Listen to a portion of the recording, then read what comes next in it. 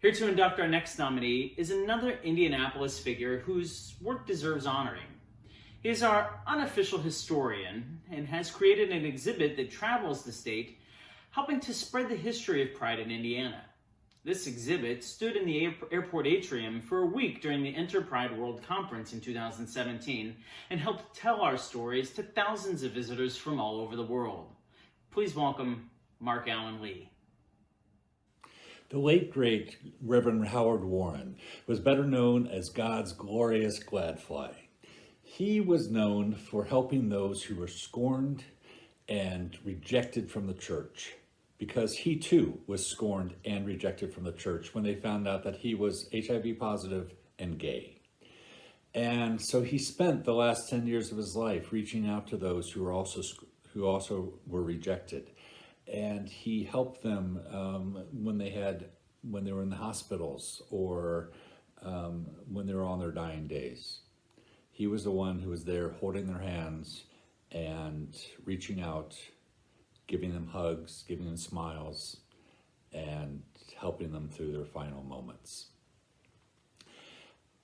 I first met Howard when he was the associate minister at my church at Orchard Park in Carmel, Indiana.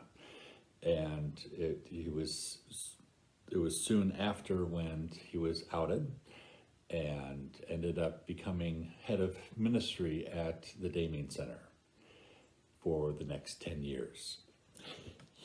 Howard was this incredible human being who not only did the work with the Damien Center and would be at all the AIDS walks with the sign over his head, cheering people on, saying, "Thank you for being here. It's because of people like you that people like me are able to live with HIV and live a long, healthy life." And so he was there, he did those things, but he did so much more. I had an opportunity to interview him a couple years before he died. And he was at Stonewall. He wasn't actually one of the people who fought at Stonewall, but he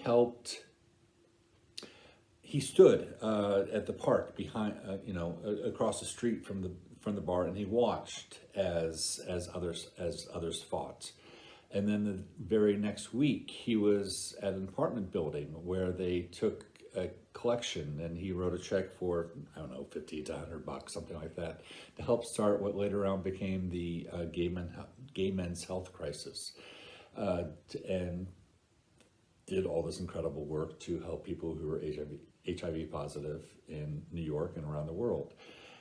And he was at the march when Martin Luther King gave his sermon, I Have a Dream speech. And he took his entire congregation at the time, and they took a bus, and so they went to Selma for that, and just things like that. I mean, he was active in the community. He was embarrassed, not just embarrassed, but because he was in the closet for such a long period of time, he felt uncomfortable telling people that he was a minister, and he was embarrassed because of the way that people were treated by the church. So instead of telling people he was a minister, he told them he taught special ed, which is funny in its own way. But Howard was a fixture within the Indianapolis community. And I truly believe that it's because of the work that he did that we are now able to serve openly as gay and lesbian ministers within the church, within the Presbyterian Church. He would go to General Assembly meetings with a sign held over his head that said shame, and he would walk down the aisle just chanting shame, shame, shame.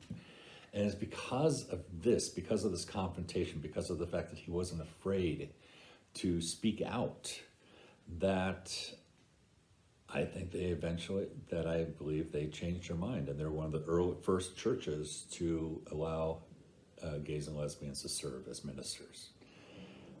Howard was a friend, he was a mentor, and I'm very excited to have him be a part to have him be recognized in this way. Thank you, Mark. And I know Reverend Warren would be so proud to know that his work and his legacy continue today.